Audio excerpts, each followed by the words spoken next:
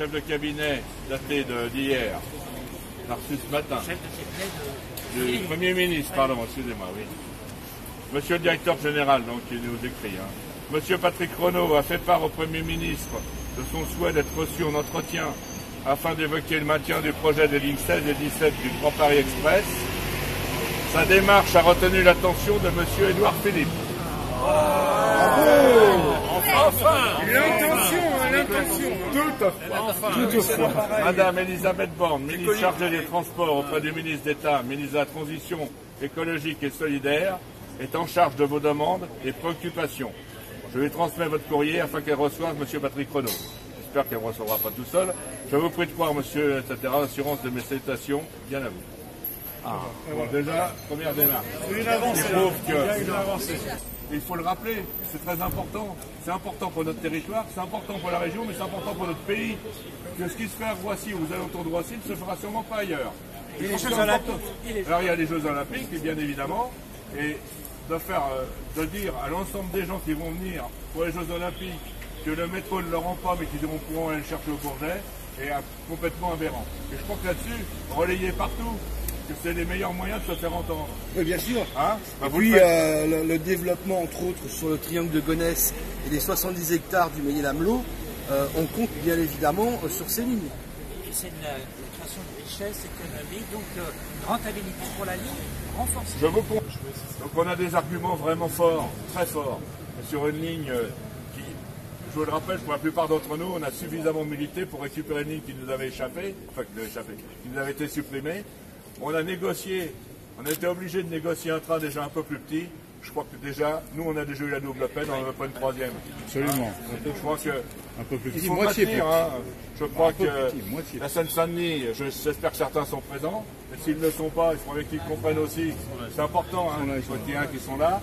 C'est important d'être associés avec nous d'une façon forte, parce que cette ligne-là est aussi nécessaire pour eux, bien évidemment. C'est le même territoire. C'est le même territoire, on est complètement d'accord. Si la suppression de la ligne 17 pénalise très grandement le Val d'Oise, on est bien conscient, mais ça pénalise aussi beaucoup la Seine-et-Marne, puisqu'une gare était prévue au Ménil-Amelot, ça va réduire sa capacité à se développer économiquement, mais surtout cela va nuire à tous les salariés qui quotidiennement galèrent pour se rendre à Paris et pour lesquels la gare du Ménil-Amelot serait bienvenue. Mais on est complètement en face parce qu'en plus cette gare elle est à la fois en Seine-et-Marne, mais elle intéresse une grande partie du Val d'Oise, si ce n'est d'ailleurs certaines personnes qui habitent dans l'Oise, qui auraient une possibilité de venir prendre le métro là, plutôt que de descendre toujours par la gare du Nord ou de descendre par d'autres moyens de transport. Je crois que cette gare elle est plus qu'utile à notre territoire. Alors c'est celle qui est la plus en danger, il faut le savoir aussi. Hein, elle est la plus en danger parce que... Pardon ? Il est très regrettable. On refait savoir hier soir au préfet de région.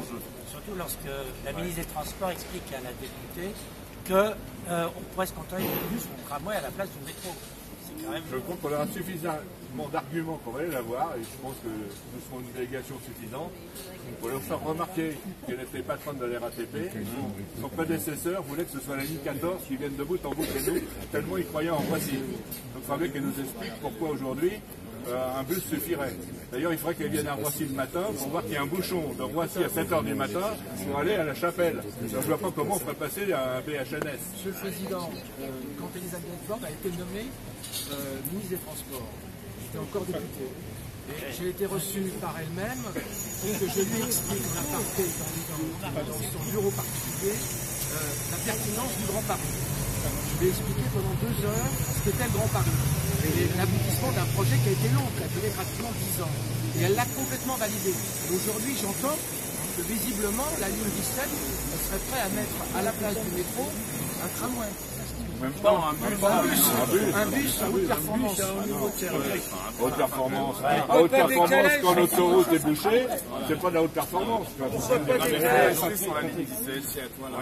On a le représentant des entreprises. Oui, je veux dire aussi, bien sûr, vous voyez beaucoup d'élus en ce moment réunis, mais il y a aussi beaucoup de chefs d'entreprise qui nous ont rejoints sur les grands projets qu'ils veulent mener, certains d'entre eux. Et puis, il y a le représentant de Roissy Entreprises qui est avec nous, avec des dizaines de milliers d'entreprises qui sont parfaitement solidaires avec les élus. La ligne 17, elle est aussi intéressante pour le développement de ces entreprises. Et si cette ligne ne se fait pas, ne se fait pas tout de suite, ça fera capoter beaucoup d'entreprises sur notre secteur. Elles n'ont pas besoin de ça. Alors, je crois que ce monde économique est derrière nous aujourd'hui. Hein, je rappelle aussi, c'est important, notre territoire est un territoire où le chômage est le plus important dans l'Île-de-France. Il faut quand même le rappeler. Il y a des emplois et du chômage. Voilà, on a des emplois, c'est un drôle de paradoxe. Hein, et là, évidemment, une fois de plus, on trinque sur les transports qui nous manquent tellement sur notre territoire. Alors, on pourrait écrire un bouquin de 300 pages sur ce qui nous manque sur le nord de Paris, le nord-est de Paris. Ça évitera aux salariés de prendre leur voiture et ils prennent le métro à la ligne 17.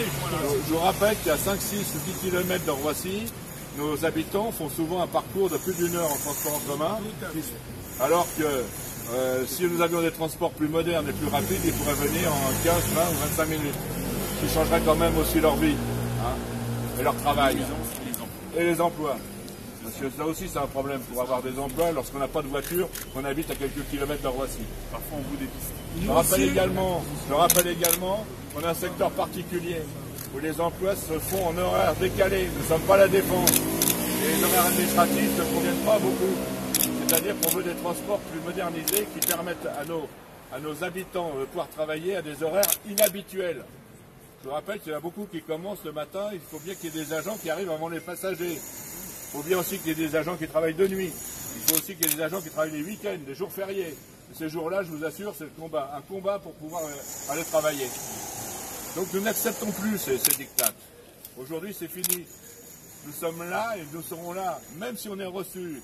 Si ça se passe bien, tant mieux. Si ça se passe mal, on reviendra. Et plus nombreux. Et on reviendra, et plus nombreux. Avec la population et les salariés. Je rappelle également l'équité. L'équité, c'est aussi que tout le monde, vous avez compris, le métro parisien futur est alimenté par une taxe que tous les franciliens, les entreprises franciliennes payent. Donc ça veut dire que nos 3 départements, dont 2 où ils ont une gare, 2 gares, et que ces 3 gares-là seraient repoussées. C'est quand même fou alors qu'on paye depuis déjà 4 ans. N'est-ce pas? Peut-être plus. Bon, puis on va encore continuer de payer. Et que les entreprises continuent de payer. C'est inéquitable. Et je rappelle également le retard qu'on a pris depuis, 30 ans. Puisque depuis que l'aéroport existe, les transports n'ont pas été à la hauteur de ce développement aéroportuaire, pour dire la vérité. La parole de l'État, elle a été tenue pendant 2 quinquennats différents. Oui. On ne voudrait pas faire les frais du 3e quinquennat où la parole de l'État ne serait plus respectée. Absolument. Et je crois qu'effectivement, les arguments ils sont extrêmement forts. Je ne crois pas qu'il y ait une partie de l'Île-de-France qui aurait autant d'arguments que ceux qu'on a nous, sur le retard qui est importé, sur les transports qui sont bien nécessaires, sur un développement exceptionnel. Et une fois de plus, ce développement, on nous dit qu'il faut partager Roissy. Et pour partager Roissy, il faut qu'on ait un métro. On va partager quoi? Partager la misère, une fois de plus. Donc c'est pas acceptable. Je crois que ces arguments-là, ils sont très forts. Je pense que certains les entendent. Il y en a qui sont un petit peu, vous savez, Bercy n'a pas toujours raison. Alors il faut pousser le bouchon. Je crois que certains disent que... je crois qu'également, il faut le dire, que les chiffres qui ont été donnés, ils sont sous-estimés. Parce qu'une fois de plus, on le sait, à chaque fois qu'on met un transport nouveau, le lendemain, il est archi plein. Comme vous l'avez vu dans le secteur de Sarcelles et de Garges, ça va être pareil. On ne va pas me faire croire que les employés qui viennent à 85% ou 90% en voiture ne prendront pas un métro confortable. Bien sûr qu'ils vont changer leurs habitudes si le métro fonctionne à des horaires un peu inhabituels. Et quand on parle de partage de Roissy, il faut que le partage fasse entendre dans l'autre sens. Ne pas être Roissy partagé avec le centre de la métropole. Ce qu'on souhaite, c'est que ce soit partagé dans l'autre sens. La solidarité territoriale, ça peut être dans un autre sens pour une fois. Oui, parce que l'idée de prendre l'argent de Roissy et de nous laisser que les nuisances et les insuffisances de transport, ça ne va pas marcher. Et nous sommes d'accord. Les nuisances, c'est sans l'emploi. C'est ça. Bien. On n'est pas des sous-hommes dans le secteur Est. Voilà. Dans le Valois, on se transforme. Oui, les sous-hommes, on les emplois, on les a. On nous les refuse parce